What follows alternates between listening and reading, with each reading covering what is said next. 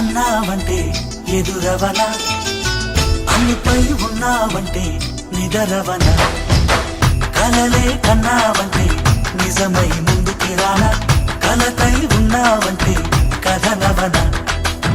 అమ్మలో ఉండే సగం అక్షరం నేనే, నాన్నలో రెండో సగం లక్షణం నేనే.